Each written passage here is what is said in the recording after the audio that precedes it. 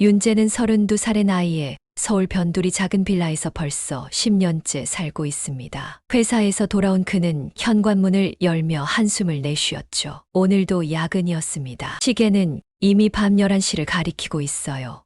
지친 몸을 이끌고 들어선 집은 고요했습니다. 하지만 그 고요함은 잠시뿐이었어요.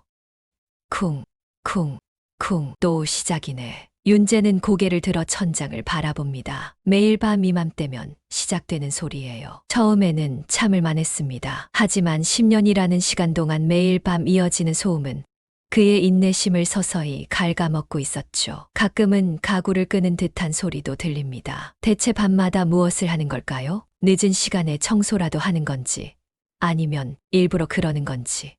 윤재는 수십 번도 더 윗집에 올라가 항의했습니다. 문을 두드리면 항상 나오는 건 머리가 하얀 할아버지였어요. 그때마다 할아버지는 죄송하다며 고개를 숙일 뿐이었죠. 하지만 상황은 나아지지 않았습니다. 다음 날이면 어김없이 같은 소리가 윤재의 귀를 괴롭혔어요. 대체 뭐 하는 거야? 윤재는 피로에 절은 몸을 침대에 던졌습니다. 오늘따라 머릿속이 복잡했어요. 회사에서는 새 프로젝트 마감일이 다가오고 집에서는 잠을 제대로 잘 수 없었죠. 그는 베개를 머리 위로 덮었습니다. 하지만 소리는 여전히 들렸어요. 다음 날 아침 윤재는 붉은 눈으로 출근했습니다. 사무실에서 친구 민수가 그의 얼굴을 보더니 놀란 표정을 지었어요. 너 괜찮아? 얼굴이 완전 좀비네. 층간 소음 때문에 잠을 못 잤어. 아, 그 윗집 어르신들 아직도 그러셔. 벌써 몇 년째야? 10년째지. 민수는 커피를 건네며 웃었습니다. 그 집 어르신들 이사 가기 전엔 내가 먼저 미칠 것 같다. 차라리 내가 이사 가는 게 어때? 윤재는 고개를 저었어요. 지금 전세금 올려서 다른 데 가긴 힘들어. 그냥 참는 수밖에. 회사에서의 하루는 늘 바쁘게 지나갔습니다. 윤재는 대기업 마케팅 부서에서 일하며 끊임없이 회의와 보고서 작성에 시달렸어요. 야근은 이제 일상이 되었죠. 오늘도 밤 9시가 넘어서야 집으로 향할 수 있었습니다. 그런데 오늘 밤은 뭔가 달랐어요. 윤재가 집에 들어서자 이상할 정도로 조용했습니다. 천장에서 들려오던 익숙한 소음이 없었죠. 그는 잠시 멈춰서서 귀를 기울였어요. 아무 소리도 들리지 않았습니다. 오늘은 일찍 주무시나? 윤재는 어깨를 으쓱하며 샤워를 하러 갔어요. 오랜만에 조용한 밤이라 그런지 금방 잠이 들었습니다. 그 다음 날도 윗집에서는 소리가 들리지 않았어요. 처음에는 여행을 가셨나 싶었지만 일주일, 2주일이 지나도 소리는 없었습니다. 그러던 어느 날 윤재는 빌라 현관에서 관리인 아저씨와 마주쳤어요. 아, 윤재 씨. 혹시 들으셨어요? 관리인은 주변을 살피더니 목소리를 낮췄습니다. 윗집 할머니 돌아가셨대요. 윤재는 순간 멍해졌어요. 할머니가요? 네, 치매가 심하셔서 병원에 계시다가 윤재의 머릿속에 혼란이 밀려왔습니다. 할머니라니요? 윗집에 할머니가 계셨다는 사실도 몰랐는데 그런 밤마다 들리던 소리는 윤재는 며칠 동안 관리인의 말을 곱씹었습니다. 10년 동안 한 번도 본 적 없던 할머니가 계셨다니요. 더 혼란스러운 건 자신이 층간소음의 주범으로 여겼던 할아버지가 아니라 할머니였다는 사실이었죠. 윤재는 무거운 마음으로 출근길에 올랐습니다. 그래서 장례식은 언제예요? 윤재가 관리인에게 물었어요. 내일 오전 10시에 시작한대요. 병원 장례식장이라고 하던데. 윤재는 고개를 끄덕였습니다. 다음 날 아침 그는 정장을 차려입고 장례식장으로 향했어요. 회사에는 개인 사정으로 반차를 냈죠. 막상 장례식장에 도착하니 발걸음이 무거워졌습니다. 윤재는 자신이 과연 이곳에 와도 되는 건지 의문이 들었어요. 그동안 층간 소음 때문에 화만 냈는데. 하지만 이미 왔으니 예의를 갖추는 게 맞다고 생각했습니다. 윤재는 깊은 숨을 들이마시고 조문객 명단에 이름을 적었어요. 그리고 조심스럽게 빈소 안으로 들어갔죠.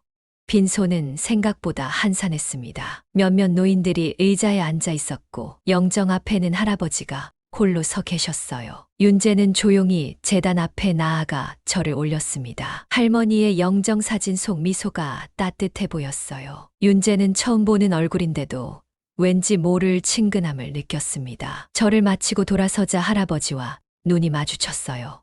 할아버지는 윤재를 알아보고는 살짝 놀란 표정을 지었습니다. 아랫집 젊은이? 윤재는 고개를 숙이며 인사했어요. 네, 아랫집에 사는 윤재입니다. 삼가 고인의 명복을 빕니다. 할아버지는 힘없이 고개를 끄덕였죠. 와줘서 고맙네. 우리 집사람이 살아생전에 많이 시끄럽게 해서 죄송하네. 윤재는 할아버지의 말에 어색하게 웃었습니다. 아닙니다. 제가 오히려 많이 찾아와 항의해서. 할아버지는 윤재의 팔을 잡고 구석 자리로 안내했어요. 두 사람은 나란히 앉았습니다. 잠시 침묵이 흘렀어요. 사실 우리 아내는 치매였습니다. 할아버지의 말에 윤재는 숨을 들이켰습니다. 예상치 못한 고백이었어요. 5년 전쯤 진단받았지. 처음에는 가벼운 건망증 정도였는데 점점 심해졌어. 밤에 특히 더 심했네. 할아버지의 눈에는 눈물이 고였습니다. 그는 떨리는 손으로 눈가를 훔쳤어요. 밤마다 방 안을 헤매고 가구를 옮기고 가끔은 나를 못 알아보기도 했어요. 나는 그저 그녀를 따라다니며 잡아주는 수밖에 없었어요. 윤재는 충격의 말을 잊지 못했습니다. 10년 동안 자신이 들어온 소음은 치매를 앓는 할머니가 만든 것이었군요. 그리고 할아버지는 그런 아내를 돌보며 이웃의 항의까지 받아내고 있었다니 갑자기 이해가 되었어요. 할아버지가 항상 죄송하다며 고개를 숙였던 이유가 모르고 계속 찾아가 항의했는데 정말 죄송합니다. 윤재가 고개를 숙이며 말했어요. 할아버지는 오히려 윤재의 어깨를 토닥였습니다. 아니야, 젊은이가 무슨 죄가 있나. 우리가 피해를 준 거지. 내가 아내 상태를 알리지 않은 것도 그저 그녀의 자존심을 지켜주고 싶었기 때문이네. 윤재는 가슴이 무거워졌습니다. 그동안 자신이 얼마나 이기적이었는지 깨달았어요. 매일 밤 소음 때문에 욕했던 자신과 달리 할아버지는 아내의 병을 감당하면서도 이웃에게 패 끼치는 것을 미안해했죠. 할아버지, 도움이 필요하셨으면 말씀해 주셨으면 좋았을 텐데요. 할아버지는 쓸쓸한 미소를 지었습니다. 어떻게 남에게 그런 부담을 줄 수 있겠나. 아내와의 약속이었어. 끝까지 함께 하자고. 장례식을 마치고 윤재는 무거운 마음으로 집으로 돌아왔어요. 평소와 같은 집이지만 이제 천장을 올려다보는 시선이 달라졌습니다. 더 이상 원망하는 마음이 아니었죠. 그 자리에 있었던 사연을 알고 나니 오히려 미안한 마음뿐이었어요. 그날 이후로 윤재는 할아버지를 몇 번 더 마주쳤습니다. 인사를 건네고 안부를 물었지만 할아버지는 점점 말수가 줄어들었어요.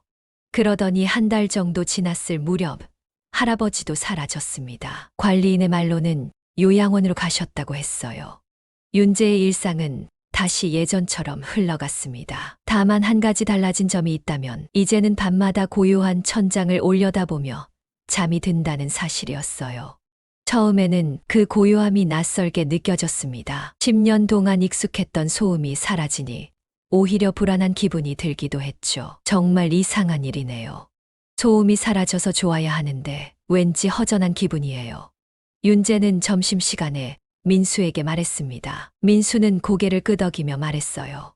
그러게 귀찮은 일도 오래 겪다 보면 일상이 되는 법이지. 그래도 이제 푹 잘 수 있겠네. 네, 근데 할머니 이야기 듣고 나니까 그동안 화만 냈던 게 미안해요. 윤재는 그날 할아버지가 했던 말들을 자주 떠올렸습니다. 치매를 앓는 아내를 혼자서 돌보면서도 이웃의 불평에 언제나 죄송하다며 고개 숙였던 노인의 모습이 마음에 깊이 남았어요. 밤마다 소음에 시달리며 괴로웠던 자신의 고통이 작게 느껴졌습니다. 시간은 흘러 가을이 깊어갔어요. 윤재는 어느덧 윗집 이야기를 잊고 바쁜 일상에 빠져들었습니다. 회사에서는 승진 심사를 앞두고 업무량이 늘어났고 주말에도 일하는 날이 많아졌죠. 그렇게 계절이 바뀌어 겨울이 찾아왔습니다. 눈이 내린 어느 토요일 오후 윤재는 집에서 보고서를 작성하고 있었어요. 초인종 소리에 고개를 들었습니다. 택배를 기다린 적은 없었는데 누굴까 싶어 문을 열었죠. 현관에는 정장을 갖춰 입은 중년 남성이 서 있었습니다. 처음 보는 얼굴이었어요. 혹시 윤재 씨 맞으시죠? 그 남자가 정중하게 물었습니다. 윤재는 의아한 표정으로 고개를 끄덕였어요. 네, 맞습니다만 제 명함입니다. 남자는 명함을 건넸죠. 윤재는 명함을 받아들고 읽어보았습니다. 정호준 변호사, 하늘법률사무소. 국내 최고 로펌 중 하나로 알려진 곳이었어요. 무슨 일로 오셨는지 윤재가 조심스럽게 물었습니다. 변호사는 단정한 미소를 지었어요. 김윤재님을 만나 뵙고 싶어 하시는 분이 계십니다. 지난 몇 개월 동안 찾아뵙고자 했으나 건강상의 이유로 미루어 오셨어요. 이제 건강이 조금 호전되어 만남을 요청하셨습니다. 윤재는 더욱 혼란스러웠습니다. 누가요? 황정석 회장님이십니다. 예전에 이 빌라에서 함께 지내셨던. 윤재의 눈이 커졌어요. 혹시 윗집 할아버지 말씀이신가요? 변호사는 고개를 끄덕였습니다. 네, 맞습니다. 회장님께서는 당신을 꼭 만나고 싶어 하십니다. 가능하시다면 내일 오후에 시간을 내주실 수 있을까요? 윤재는 할아버지가 회장이라는 사실에 놀랐습니다. 누추한 빌라에 살던 노인이 회사 회장이라니요. 그는 잠시 망설이다가 고개를 끄덕였어요. 네, 갈 수 있습니다. 감사합니다. 내일 오후 3시에 차량을 보내드리겠습니다. 변호사는 정중히 인사를 하고 떠났어요. 윤재는 문을 닫고 멍하니 서 있었습니다. 할아버지가 회장이라니 도무지 믿기지 않았어요. 하룻밤 동안 윤재는 잠을 설쳤습니다. 할아버지를 만나면 무슨 이야기를 해야 할지, 왜 자신을 찾는 건지 궁금했어요. 다음 날 오후 약속된 시간에 검은색 고급 세단이 빌라 앞에 도착했습니다. 정장을 차려입은 윤재는 긴장된 마음으로 차에 올랐어요. 차는 서울 외곽으로 향했고 1시간쯤 달려 고급 주택가에 들어섰습니다. 마침내 차가 멈춘 곳은 웅장한 저택 앞이었어요. 도착했습니다. 기사가 문을 열어주었습니다. 윤재는 압도적인 규모의 저택을 올려다보며 천천히 걸음을 옮겼어요. 현관에서 정호준 변호사가 그를 기다리고 있었습니다. 오셨군요. 회장님이 기다리고 계십니다. 윤재는 변호사를 따라 저택 안으로 들어섰어요. 고급스러운 인테리어와 예술 작품들이 가득한 공간을 지나 그들은 마지막으로 큰 거실에 도착했습니다. 거실 한쪽에 휠체어를 타고 있는 할아버지가 보였어요. 할아버지. 윤재가 조심스럽게 다가갔습니다. 휠체어에 앉아있던 황정석 회장은 윤재를 보자 미소를 지었어요. 왔구나, 윤재야. 오랜만이구나. 윤재는 할아버지 앞에 선 채 어색하게 인사했습니다. 안녕하세요, 할아버지. 건강은 어떠세요? 이제는 많이 좋아졌어. 앉으렴. 할아버지는 옆에 있는 소파를 손짓했습니다. 윤재는 조심스럽게 소파에 앉았어요. 할아버지의 모습은 빌라에서 봤던 것과는 사뭇 달랐습니다. 여전히 체구는 작았지만 눈빛에는 힘이 느껴졌고 정장 차림의 손목에는 고급 시계가 반짝였어요. 할아버지는 변호사에게 잠시 나가달라고 손짓했습니다. 혼자 이야기를 나누고 싶구나. 변호사가 나간 후 할아버지는 차분한 목소리로 말했어요. 놀랐겠지. 갑자기 불러서. 윤재는 고개를 끄덕였습니다. 네, 조금 놀랐어요. 할아버지가 회장님이셨다니. 할아버지는 부드럽게 웃었어요. 그건 옛날 이야기지. 이제는 그저 늙은이일 뿐이야. 하지만 내게 꼭 설명하고 싶은 이야기가 있어서 불렀단다. 윤재는 궁금증에 고개를 기울였습니다. 할아버지는 조용히 이야기를 시작했어요. 나는 40년 전 황성그룹이라는 회사를 세웠다. 처음에는 작은 건설회사였지만 점차 사업을 확장해 지금은 꽤 큰 기업이 되었지. 그룹 회장직은 10년 전 내려놓고 아들에게 물려주었어. 윤재는 놀란 표정을 감추지 못했습니다. 황성그룹은 국내 10대 기업 중 하나였어요. 그런데 왜 그런 분이 작은 빌라에 사셨던 거죠? 윤재가 조심스럽게 물었습니다. 할아버지는 창밖을 바라보며 말했어요. 그건 내 아내 때문이었네. 아내가 치매 진단을 받았을 때 우리는 이 큰 집에 살고 있었어. 하지만 그녀는 점점 이 집을 낯설어했지. 자신의 집이 아니라고 돌아가자고 보채기 시작했어. 할아버지의 눈에 그리움이 어렸습니다. 알고 보니 그녀는 우리가 신혼 때 살았던 작은 집을 찾고 있었어. 그래서 비슷한 크기의 빌라를 찾아 이사했지. 그때 내 윗집으로 온 거였단다. 그럼 할머니가 좋아지시길 바라고 윤재가 말했어요. 할아버지는 고개를 끄덕였습니다. 그래, 처음에는 조금 나아지는 듯 했어. 하지만 병은 계속 진행됐지. 그래도 마지막까지 함께 있어 주고 싶었네. 윤재는 가슴이 뭉클해졌습니다. 부와 명예를 가진 사람이 사랑하는 사람을 위해 모든 걸 내려놓은 모습이 감동적이었어요. 그렇게 사셨으면서도 단 한 번도 도움을 요청하지 않으셨나요? 윤재가 물었습니다. 할아버지는 조용히 웃으며 대답했어요. 그냥 내가 감당해야 할 몫이라고 생각했지. 아내와의 약속이었으니까. 그런데도 10년 동안 옆에서 참아줘서 정말 고마웠네. 아니에요, 할아버지. 제가 오히려 부끄럽습니다. 그동안 상황도 모르고 항의만 했으니. 윤재가 고개를 숙였어요. 할아버지는 손을 들어 윤재의 어깨를 토닥였습니다. 그런 말은 그만하거라. 내가 참아준 덕분에 우리 부부는 마지막까지 함께할 수 있었어. 그걸로 충분히 고맙다. 잠시 침묵이 흘렀습니다. 윤재는 할아버지가 왜 자신을 불렀는지 여전히 알 수 없었어요. 그때 할아버지가 다시 입을 열었습니다. 윤재야, 내가 요즘 많은 생각을 했단다. 아내가 떠나고 나도 몸이 많이 약해졌지. 언제 아내를 따라갈지 모르겠구나. 윤재는 당황했습니다. 그런 말씀 마세요. 아직 건강해 보이시는데. 할아버지는 미소로 윤재의 말을 막았어요. 늙은이의 말이니 그냥 들어주렴. 내가 이룬 것들이 많지만 가장 행복했던 시간은 아내와 함께한 그 작은 빌라에서의 나날이었어. 비록 고통스러운 시간이었지만 마지막까지 지켜줄 수 있어서 감사했단다. 할아버지는 잠시 말을 멈추더니 의외의 말을 꺼냈습니다. 그래서 내 유산의 일부를 내게 상속하고 싶구나. 윤재는 놀라서 말을 잇지 못했어요. 저에게요?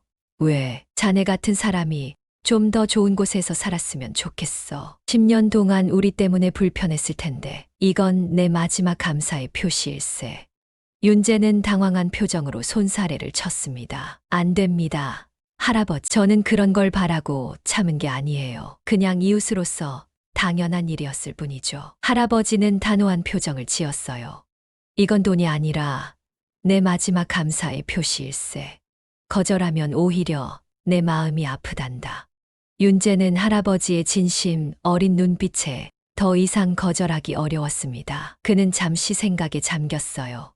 정말 이 상황이 현실인지 믿기지 않았습니다. 고민해 보겠습니다, 할아버지. 윤재가 마침내 입을 열었어요. 할아버지는 만족스러운 표정으로 고개를 끄덕였습니다. 그래, 천천히 생각해 보렴. 내일 정호준 변호사가 자세한 내용을 설명해 줄 거야. 그날 저녁 윤재는 혼란스러운 마음으로 집에 돌아왔습니다. 그는 침대에 누워 천장을 바라보았어요. 이제는 텅 빈 윗집을 생각하니 묘한 감정이 밀려왔습니다. 다음 날 윤재는 출근도 하지 못하고 하루 종일 할아버지의 제안에 대해 고민했습니다. 그는 창밖을 바라보며 생각에 잠겼어요. 정말 유산을 받아도 되는 걸까? 자신은 그저 이웃일 뿐인데 할아버지의 자식들은 어떻게 생각할까? 그리고 무엇보다 자신에게 이런 행운이 찾아온다는 게 믿기지 않았죠. 오후, 약속대로 정호준 변호사가 찾아왔습니다. 그는 서류 가득한 가방을 들고 있었어요. 황 회장님의 뜻에 따라 구체적인 내용을 설명해 드리러 왔습니다. 변호사가 테이블 위에 서류를 펼쳤어요. 윤재는 긴장된 마음으로 서류를 바라보았습니다. 솔직히 말씀드리면 저는 아직도 이 상황이 믿기지 않아요. 제가 왜 유산을 받아야 하는지. 변호사는 부드럽게 미소 지었어요. 회장님께서는 이미 모든 것을 결정하셨습니다. 회장님의 재산 중 일부, 정확히는 5억 원을 당신에게 상속하시기로 했습니다. 윤재는 금액을 듣고 충격을 받았습니다. 5억 원이라니 그의 평생 버는 돈보다 많은 금액이었어요. 너무 많습니다. 절대 받을 수 없어요. 윤재가 단호하게 말했습니다. 변호사는 고개를 저었어요. 회장님의 뜻이십니다. 그리고 사실 이 금액은 회장님의 전체 재산에 비하면 아주 작은 부분에 불과합니다. 회장님께서는 당신이 감사의 표시로 이 선물을 받아주길 간절히 바라고 계세요. 윤재는 복잡한 마음으로 서류를 바라보았습니다. 한참을 고민하던 그는 입을 열었어요.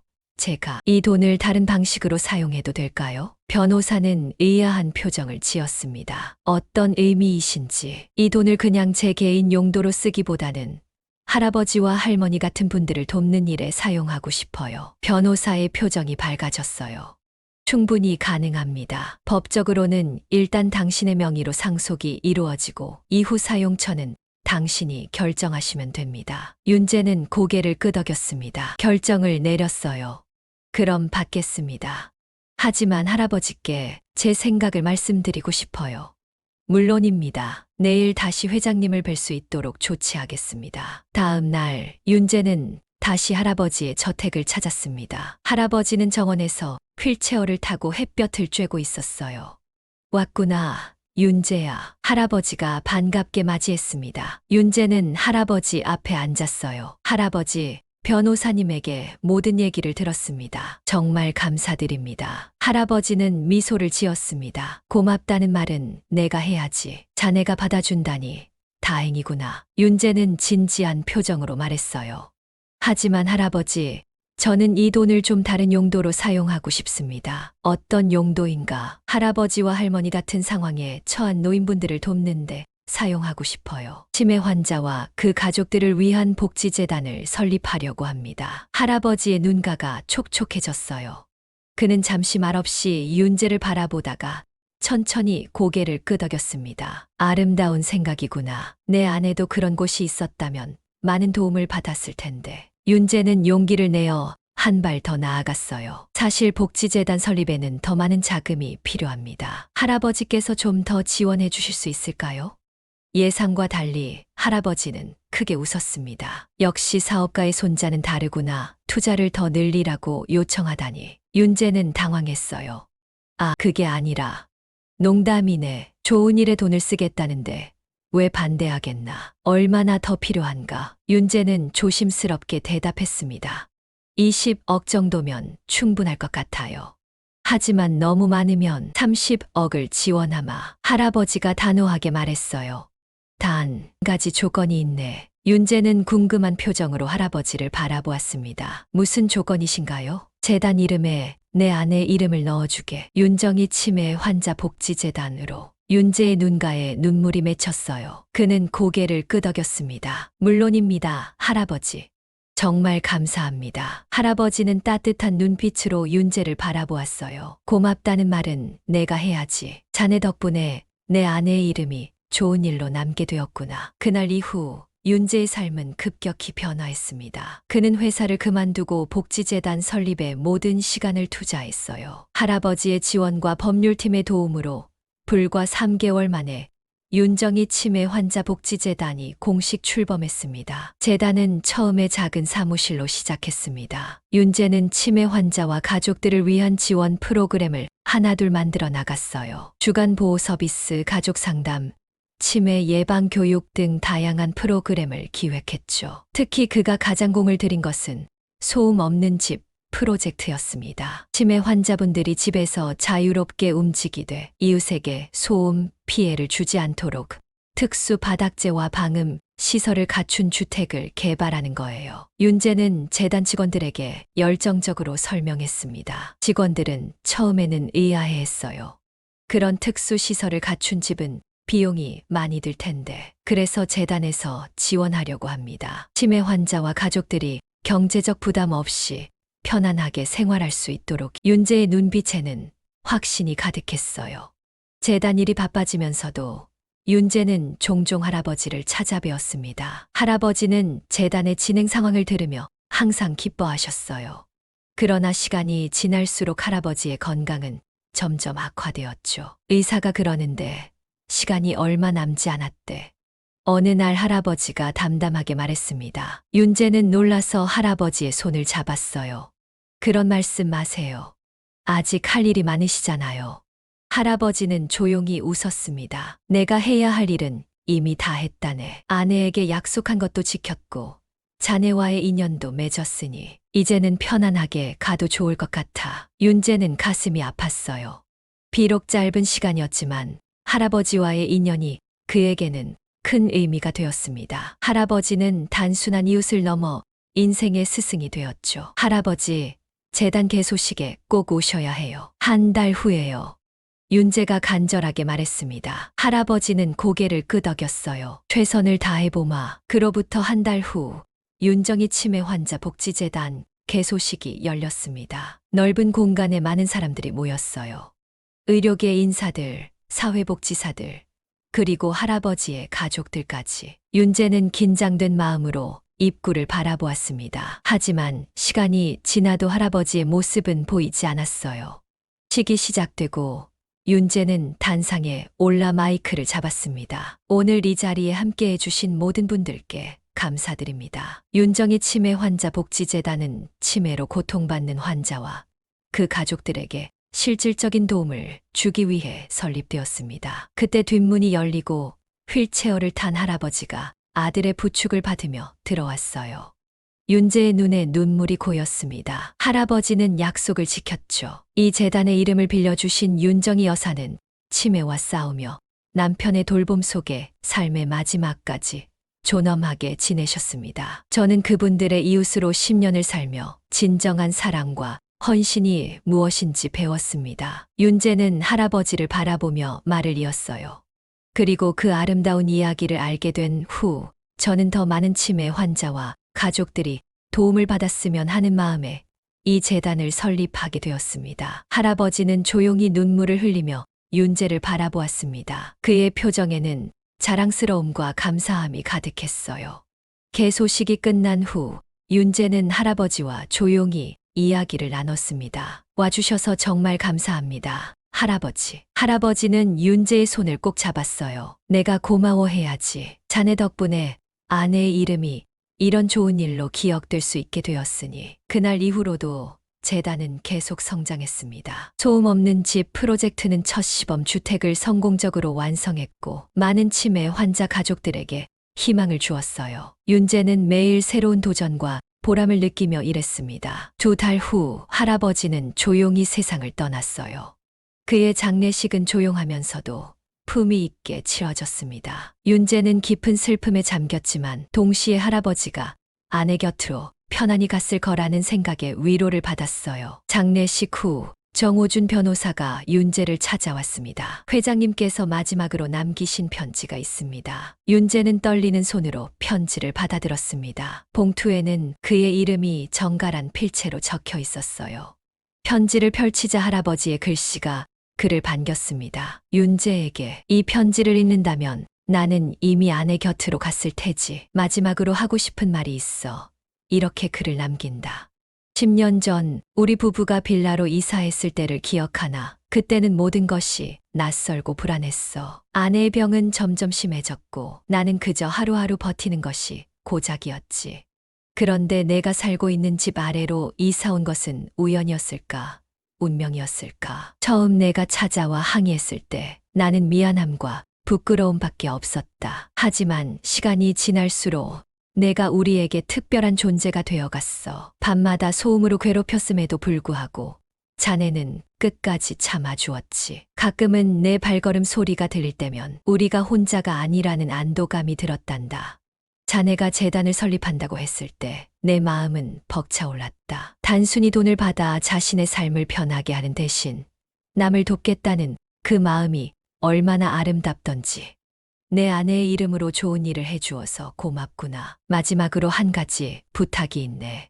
자네가 그토록 오래 살았던 그 빌라 내가 몰래 매입해 두었어. 그곳을 재단의 첫 번째 소음 없는 집으로 리모델링해 주었으면 한다. 우리의 이야기가 시작된 그곳에서 새로운 이야기가 시작되었으면 좋겠구나. 항상 고마웠다, 윤재야. 자네 덕분에 내 인생의 마지막 장이 따뜻했다. 황정석 올림. 윤재의 눈에서 뜨거운 눈물이 흘러내렸습니다. 그는 편지를 가슴에 안고 한동안 움직이지 못했어요. 할아버지의 마지막 마음이 그에게 깊은 감동을 주었습니다. 회장님께서는 윤재 씨를 정말 아들처럼 생각하셨습니다. 변호사가 조용히 말했어요. 빌라 매입 서류는 이미 준비되어 있습니다. 언제든지 리모델링을 시작하셔도 됩니다. 윤재는 고개를 끄덕였습니다. 할아버지의 뜻대로 하겠습니다. 이후 몇 개월 동안 윤재는 모든 열정을 쏟아 빌라 리모델링 프로젝트를 진행했어요. 그가 살던 집을 포함한 전체 빌라가 윤정이 기억의 집이라는 이름의 치매 환자 전용 주거 시설로 탈바꿈했습니다. 특수방음 시설과 안전장치, 그리고 돌봄 인력까지 갖춘 최첨단 시설이었죠. 개관식 날, 윤재는 자신이 10년 동안 살았던 집 앞에 섰습니다. 이제 그 공간은 전혀 다른 모습이었지만 기억은 그대로였어요. 천장에서 들려오던 소음, 할아버지의 미안한 표정, 그리고 모든 것이 밝혀진 후의 깨달음까지. 윤재 씨, 이제 테이프 커팅식을 시작할게요. 직원의 목소리에 윤재는 생각에서 깨어났습니다. 그는 가위를 들고 테이프 앞에 섰어요. 많은 사람들이 지켜보는 가운데 윤재는 잠시 하늘을 올려다보았습니다. 할아버지와 할머니가 어딘가에서 지켜보고 있을 것 같았어요. 이 시설이 많은 치매 환자와 가족들에게 위로가 되길 바랍니다. 윤재가 말했습니다. 테이프가 잘리는 순간 박수 소리가 울려 퍼졌어요. 사람들은 웃으며 시설 안으로 들어갔지만 윤재는 잠시 그 자리에 머물렀습니다. 그는 자신이 한때 원망했던 그 소음의 의미를 이제는 온전히 이해했어요. 10년 동안 나는 참아왔다고 생각했지만 사실 함께한 거였구나. 윤재는 작게 중얼거렸습니다. 그날 이후 윤정의 기억의 집은 많은 치매 환자와 가족들에게 희망의 장소가 되었어요. 윤재는 종종 시설을 방문해 입주민들과 이야기를 나누었습니다. 그들의 이야기를 들으며 그는 할아버지와 할머니의 사랑이 여전히 이어지고 있음을 느꼈어요. 어느 날 윤재는 자신의 옛집이었던 공간에서 한 할머니를 만났습니다. 할머니는 방 안을 천천히 걸어 다니고 있었어요. 이곳이 참 좋아요. 소리를 내도 누구에게 폐를 끼치지 않으니까. 할머니가 미소 지으며 말했습니다. 윤재는 따뜻한 미소로 대답했어요. 그래서 만든 곳입니다. 편하게 지내세요. 할머니 옆에는 남편이 있었습니다. 그는 윤재에게 고개를 숙여 인사했어요. 정말 감사합니다. 이런 곳이 있다는 건 우리 같은 사람들에게는 축복입니다. 윤재는 그들의 모습에서 할아버지와 할머니를 떠올렸습니다. 10년 전 그 작은 빌라에서 서로를 돌보며 살았던 두 노인의 모습이 겹쳐 보였어요.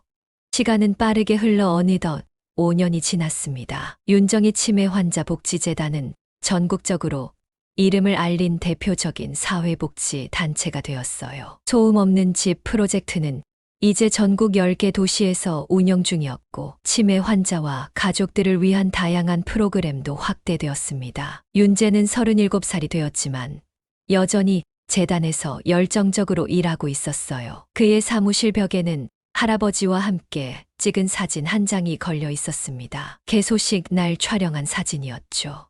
할아버지는 휠체어에 앉아 있었지만 그 눈빛만은 여전히 강인했어요. 원장님, 오늘 기억의 집 5주년 행사 준비는 다 됐습니다. 비서가 문을 열고 들어왔습니다. 윤재는 고개를 끄덕였어요. 고마워요. 특별 손님들은 모두 확인됐나요? 네. 모두 참석 의사를 밝히셨습니다. 황성그룹 현 회장님도 오시기로 하셨고요. 윤재는 미소를 지었습니다. 할아버지의 아들인 황성그룹 현 회장은 처음에는 아버지가 엄청난 재산을 낯선 청년에게 준다는 사실에 당황했지만 재단의 활동을 지켜보며 점차 이해하게 되었어요. 지금은 재단의 든든한 후원자가 되었죠. 좋아요. 그럼 1시간 후에 출발하겠습니다. 빌라를 리모델링한 윤정이 기억의 집은 5년 동안 많은 치매 환자와 가족들에게 안식처가 되었습니다. 처음에는 작은 시설이었지만 이제는 주변 건물까지 매입해 확장했어요. 정원과 공동활동 공간도 생겼고 전문 의료진이 상주하는 시스템도 갖추었습니다. 윤재는 차에서 내려 윤정의 기억의 집 현판을 바라보았어요. 5년 전 개관식 날의 감동이 다시 밀려왔습니다. 그때는 이곳이 이렇게 큰 의미를 가질 줄 몰랐죠. 행사장은 사람들로 가득 찼습니다. 입주민과 가족들, 의료진 후원자들, 그리고 언론 관계자들까지. 윤재는 단상에 올라 마이크를 잡았어요. 오늘 윤정이 기억의 집 5주년을 함께 축하해 주신 모든 분들께 감사드립니다. 이곳은 단순한 건물이 아닌 많은 이야기가 담긴 공간입니다. 윤재는 잠시 말을 멈추고 객석을 바라보았습니다. 첫 입주민이었던 할머니와 할아버지도 앉아 있었어요. 할머니의 치매는 많이 진행되었지만 남편은 여전히 곁을 지키고 있었습니다. 이 모든 것은 한 할아버지와 할머니의 사랑에서 시작되었습니다. 치매를 앓는 아내를 위해 모든 것을 내려놓고 작은 빌라에서 마지막까지 함께한 그 사랑, 그리고 그들의 이웃이었던 제가 우연히 그 이야기를 알게 되면서 오늘의 기억의 집이 탄생했죠. 윤재의 눈가에 살짝 눈물이 맺혔습니다. 그는 깊은 숨을 들이마시고 계속 말했어요. 처음에는 저도 이해하지 못했습니다. 밤마다 들려오는 소음에 화만 냈죠. 하지만 그 소음 뒤에 숨겨진 이야기를 알게 되면서 진정한 사랑과 헌신이 무엇인지 배웠습니다. 할아버지는 제게 말씀하셨어요. 그건 내가 감당해야 할 몫이었다고. 그 한마디가 제 인생을 바꿨습니다. 객석에서는 조용한 박수 소리가 들렸어요.